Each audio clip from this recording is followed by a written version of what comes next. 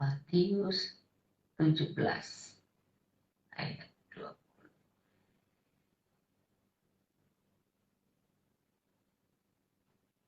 Ya, saya baca dulu bagi Anda untuk pembacaan firman hari ini ayat dari ayat 14 ya.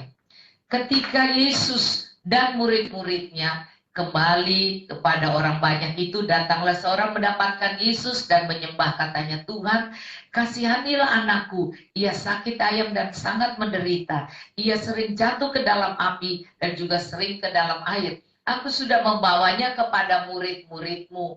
Iya, artinya dia ada Yesus tapi dia bawa ke murid-murid dia. Ya, saudara, sebenarnya memang tidak apa-apa, tapi muridnya harus mempunyai iman yang besar, ya kan? Nah, kita lihat di sini, tetapi mereka tidak dapat menyembuhkannya. Tadi saya lupa, saudara, dan kemudian di jam 3, ya sorry saya sambung ya, setelah saya bergembira dan saya menyerahkan pada Tuhan, saya bilang, oke, terserah Tuhan saja. Dan saudara, apa yang jadi? Saya diketok pintu kamar rumah sakit itu, diketok, terus kemudian dia panggil, suster panggil, sini pergi keluar. Dia pikir suami saya udah tidur, orang suami saya nggak bisa tidur belum. Iya, karena dia tahu, aduh gimana nih asuransinya belum. Nah, saya keluar dan ternyata itu kan sudah jam 3 lewat, hampir jam 4, udah jam 4 kali. Terus iya jam 4, terus susternya bilang, Ibu, asuransinya sudah oke. Jadi saya pikir memang Tuhan menantikan kita untuk beriman, untuk terus percaya bahwa kadang-kadang kita akan melihat bahwa Tuhan izinkan kita untuk supaya melihat iman kita. Nah, kalau iman kita ternyata benar-benar dengan Tuhan, maka tidak ada yang mustahil. Ya, Tuhan bisa pakai siapa? Karena saya berpikir Tuhan bisa pakai dengan cara apa saja untuk menolong. Dan Tuhan juga bisa tiba-tiba waktu masuk, tiba-tiba dia sudah batunya udah hancur, bisa saja Tuhan bisa melakukan. Jadi saya hanya berserah, udahlah, suka-suka Tuhan, Tuhan yang tahu yang terbaik bagi kami. Ternyata suster bilang itu, terus saya bilang ke suami saya, akhirnya dia bisa tidur. Dan inilah dia pergumulan kami, Tuhan Yesus sangat luar biasa. Mari saya baca lagi ya ayat ya kenapa kami tidak dapat menyembuhkannya. Maka kata Yesus, hai kamu angkatan yang tidak percaya dan yang sesat, berapa lama lagi aku harus tinggal di antara kamu? Berapa lama lagi aku harus sabar terhadap kamu? Jadi tinggal dan sabar. Ya saudara, berapa lama lagi aku harus tinggal dengan kamu? Terus kemudian, berapa lama lagi aku harus sabar terhadap kamu? Saudara, mari perhatikan, kita harus menjaga Tuhan untuk selalu tinggal dalam hidup kita. Jangan sampai kita buang iman kita buang percaya kita kepada Tuhan, karena ini tegurannya kepada muridnya. Berapa lama aku harus tinggal dan berapa lama lagi aku harus sabar? Saudara, dua hal. Satu, pelihara hubungan dengan Tuhan. Jangan sampai Tuhan tinggalkan kita. Tapi biarlah Tuhan ada dengan kita terus.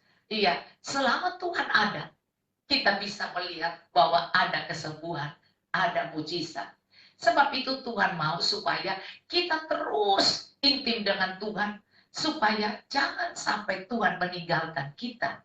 Kalau Tuhan sekarang sudah di surga, Roh Kudus harus kita pelihara hubungan dengan Roh Kudus, supaya dia tinggal dengan kita, mujizat akan selalu terjadi.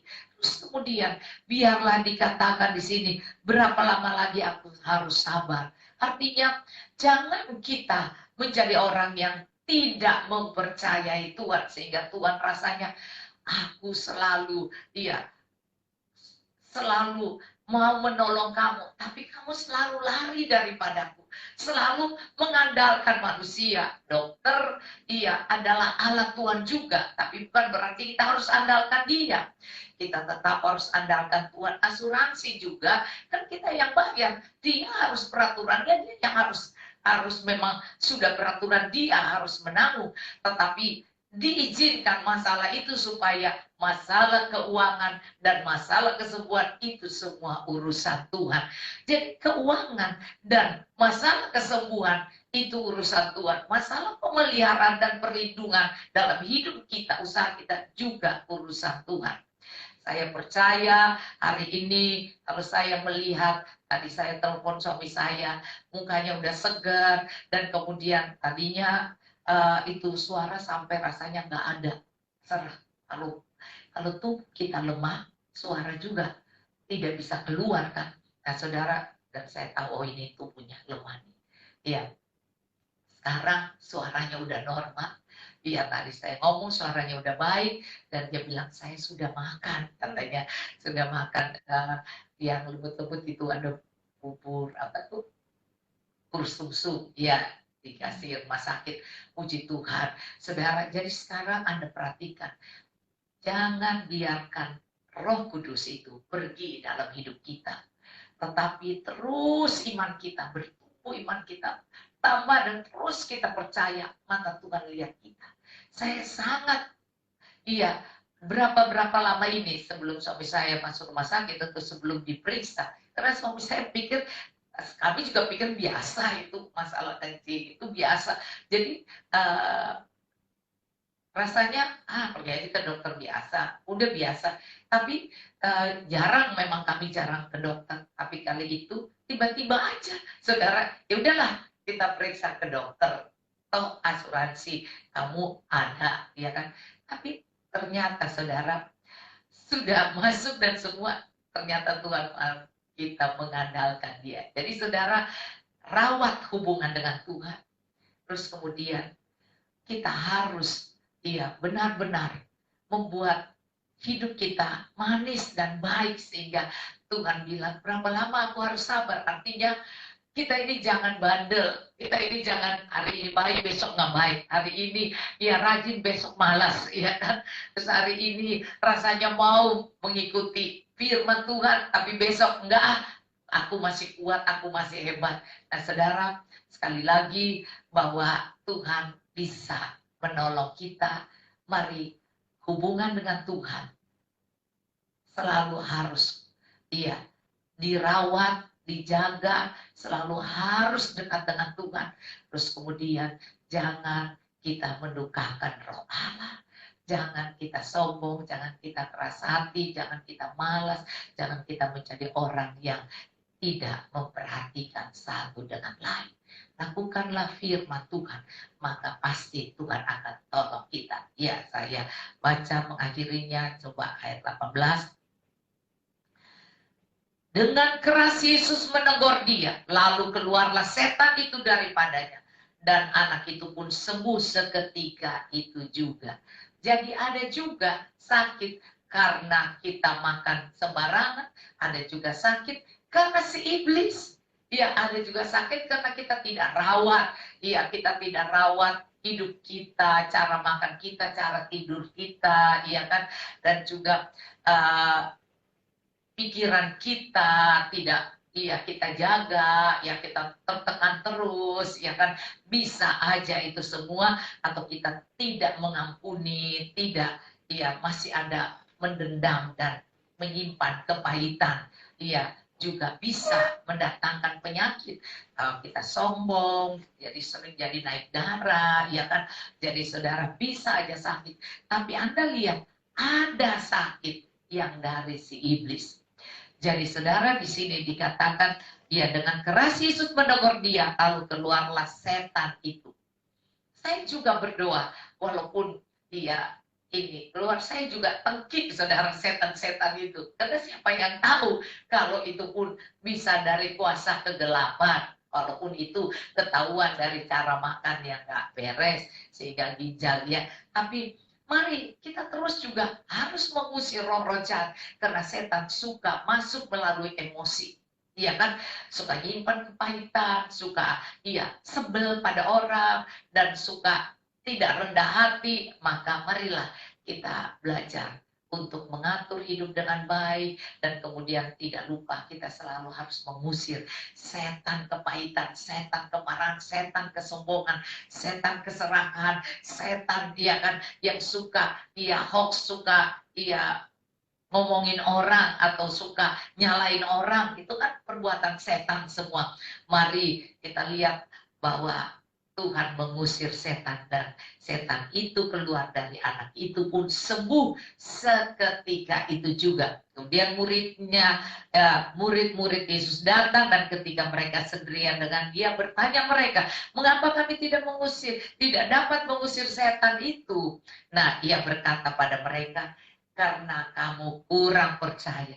Sebab aku berkata kepadamu, sesungguhnya sekiranya kamu mempunyai iman sebesar biji sesawi saja, kamu dapat berkata kepada gunung ini, pindah dari tempat ini ke sana. Iya, maka gunung ini akan pindah, dan takkan ada yang mustahil bagimu. Amin.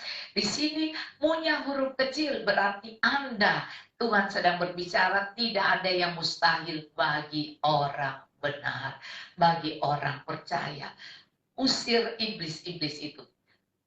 Kalau Anda ingat, oh iya, kali saya masih nyimpan kepahitan, kali saya ini suka tersinggung, kali saya ini suka marah, kali saya ini suka begini, pakai pikiran manusia, mengandalkan manusia, mengandalkan ini, mengandalkan satu, maka buang itu semua. Usir setan-setan yang mengganggu perasaan kita, cara berpikir kita, sikap kita, supaya kita menjadi orang-orang yang punya iman. Sebab itu dikatakan, kalau iman kecil aja sebiji sesawi. Sesawi itu kalau taruh di depan Anda dan Anda melihat terus, itu bisa tiba-tiba terbang. Karena sesawi itu sangat ringan, karena nafas Anda bisa membuat dia terbang. Jadi saudara ya, kalau iman itu bisa terbang aja. Padahal iman sebiji sesawi itu bisa memindahkan gunung. Jadi gunung masalah Anda apa? Gunung kesusahan Anda apa? Gunung persoalan Anda apa? Masalah hidup Anda, nah semua yang tidak baik. Mari kita minta iman sebiji sesawi saja, pindahkan masalah-masalahmu.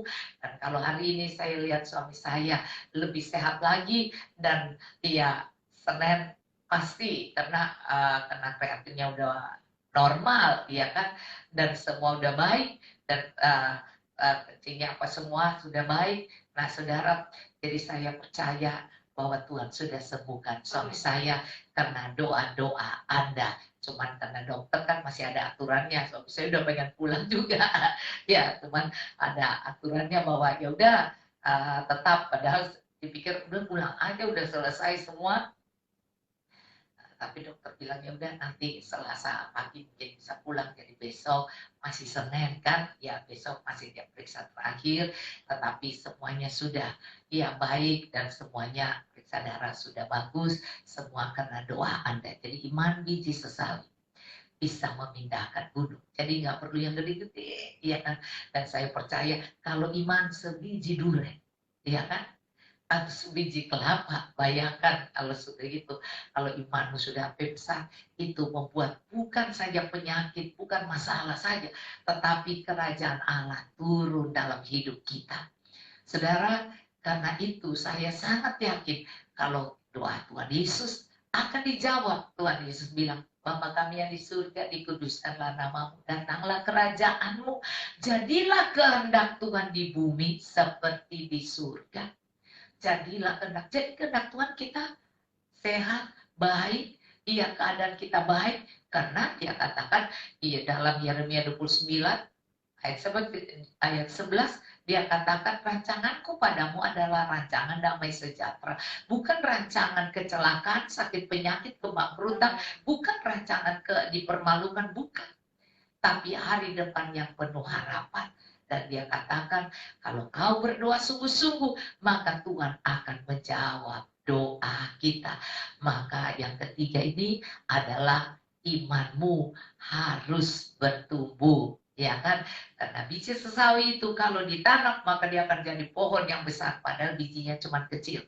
Maka iman itu melalui pembacaan firman Tuhan, membaca renungan-renungan, ya kan, dan menjadi kuat sehingga masalah itu kalau datang hanya bisa diusir dengan iman, ya. Jadi iman kita itu karena kebenaran firman dan janji Allah hidup di dalam hidup kita. Jadi inilah yang dikatakan, jadi kalau kau berkata, ya kamu dapat berkata kepada gunung ini, masalahmu, persoalanmu, pindah dari tempat ini ke sana, maka gunung masalah persoalan sakit penyakit, ataupun kekurangan, ataupun masalah pekerjaan, itu semua akan pindah, lari, ya, dan takkan ada yang mustahil bagimu. Saya percaya semua kita yang punya masalah hari ini, mari minta pada Tuhan dan berdoa tanpa ragu, tanpa bimbang.